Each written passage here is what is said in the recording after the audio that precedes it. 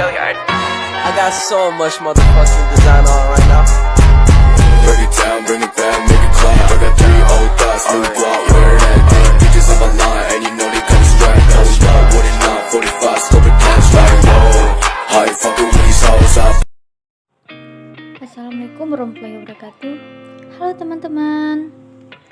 Kenalin, aku Rahma Wulan Suci dari Prodi Akuntansi Syariah, Fakultas Ekonomi dan Bisnis Islam di Universitas IAIN Pontianak. Baiklah, di video kali ini aku akan membahas tentang Lembaga Penggadaian Syariah. Sebelumnya, kalian tahu nggak apa itu penggadaian syariah? Penggadaian syariah ini merupakan suatu sistem yang menjamin utang dengan barang yang dimiliki yang mana memungkinkan untuk dapat dibayar dengan utang atau hasil penjualannya. Penggadaian ini juga bisa diartikan dengan menahan suatu barang milik menjamin sebagai jaminan atas jumlah pinjaman yang diberikan. Adapun landasan dalam penggadaian syariah. Yang pertama terdapat dalam Quran surah Al-Baqarah ayat 282 yang artinya, dan apabila kamu dalam perjalanan sedang kamu tidak memperoleh seseorang juru tulis, maka hendaklah ada barang tanggungan yang dipegang.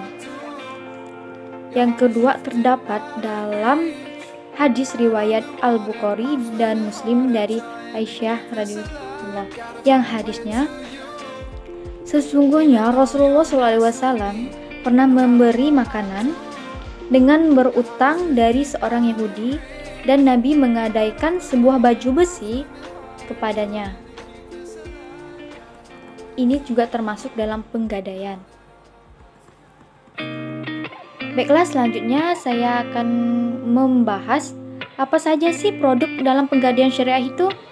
Yang pertama yaitu amanah. Amanah merupakan salah satu produk penggadaian syariah yang berupa pemberian pinjaman kepada pengusaha mikro kecil, yang karyawan serta profesional untuk pembelian kendaraan bermotor. Penggadaian amanah ini memberikan pinjaman mulai dari 5 juta dengan jangka waktu pinjaman 12 sampai 60 bulan. Yang kedua, RAN. RAN ini merupakan pinjaman dengan barang jaminan yang berupa emas, perhiasan, atau emas batangan, berlian, smartphone, laptop, dan alat elektronik lainnya.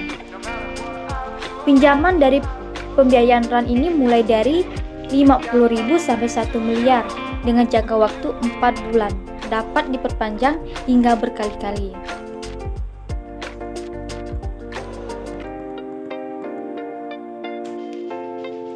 Yang ketiga, Arum BPKB yang berupa pembiayaan untuk mengembangkan suatu usaha mikro kecil dan menengah. Uang yang dipinjamkan pada Arum BPKB ini mulai dari 3 juta hingga 400 juta dengan jangka waktu 12, 18, 24 hingga 36 bulan. Yang keempat, Harum Emas yang merupakan penggadaian untuk memberikan suatu pinjaman dan non tunai dengan jaminan emas dan berlian yang dapat dipinjamkan mulai dari 1 juta hingga 500 juta dengan jangka waktu sampai 36 bulan. Terakhir, yang kelima, Harum Haji. Harum Haji ini merupakan bentuk pembiayaan ibadah haji secara syariah dengan porsi yang lebih mudah, yang mana nasabah hanya menyerahkan logam mulia sekitar 3,5 gram hingga 5 gram logam mulia dan langsung mendapat pinjaman senilai 25 juta yang digunakan untuk memperoleh porsi haji di Kementerian Agama. Berikutnya ada definisi gadai RAN. Dalam secara bahasa artinya tetap, kekal, jaminan, sedangkan secara terminologi artinya menahan barang sebagai jaminan atas utang. Dengan demikian, RAN dapat didefinisikan dengan perjanjian pinjaman dan jaminan atau dengan melakukan penahanan harta milik si penjamin sebagai jaminan atau pinjaman yang diterimanya. barang gadai baru dapat diserahkan kembali kepada pihak yang berhutang apabila utangnya sudah lunas.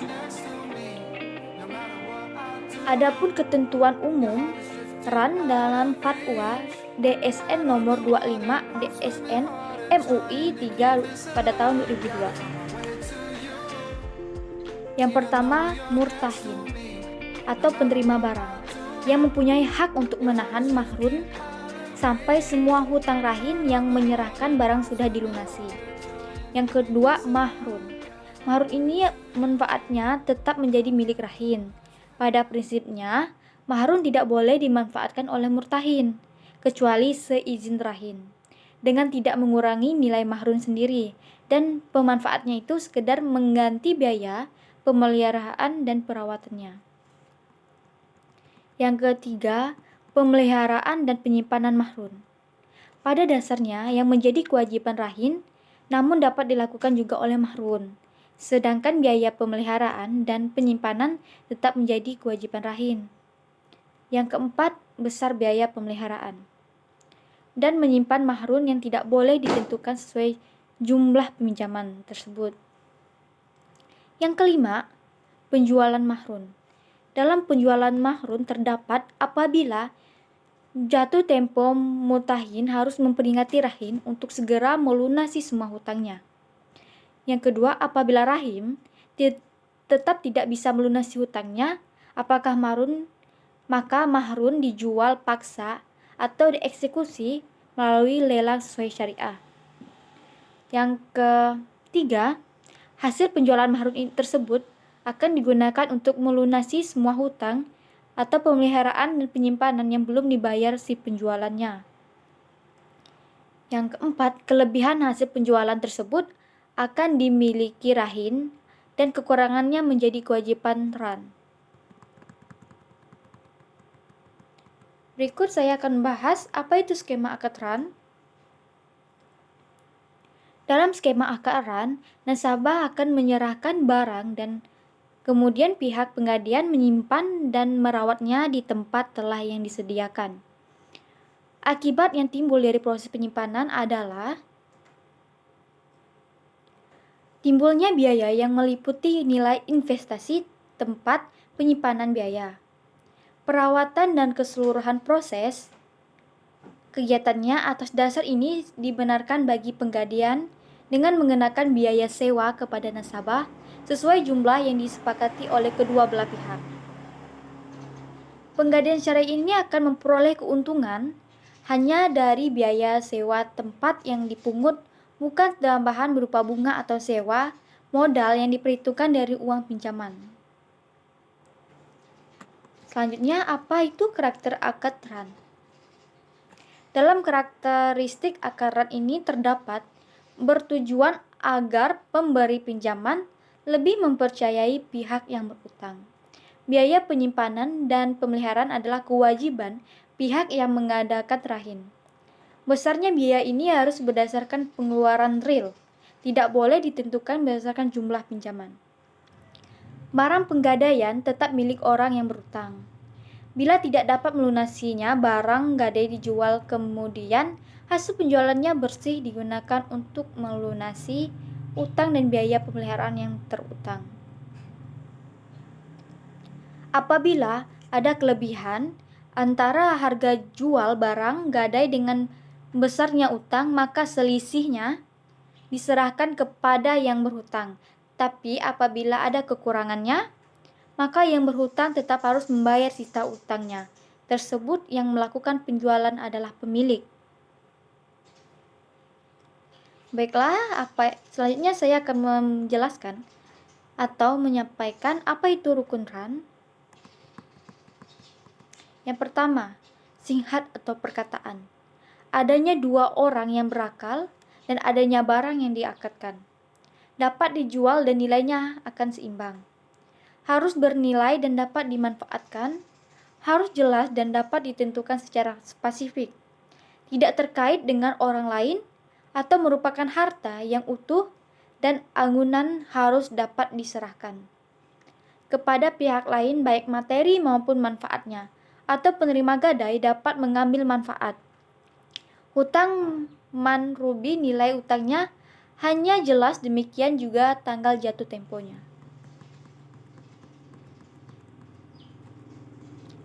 Baiklah, selanjutnya di sini saya akan menjelaskan akuntansi bagi penerima gadai pada saat uang pinjaman. Yang pertama, pada saat uang pinjaman. Itu berarti pinjaman memberikan uang kepada orang yang pinjam uang atau yang menggadaikannya. Maka kalau mengeluarkan uang kas, maka kas berkurang di sebelah kredit. Kasnya itu kan memberi hutang, maka debitnya piutang, karena saat menyerahkan itu sudah dicetak seperti piutang. Yang kedua, jika menerima biaya pemeliharaan, maka karena kita menerima biaya pemeliharaan, maka kredit disebut piutang.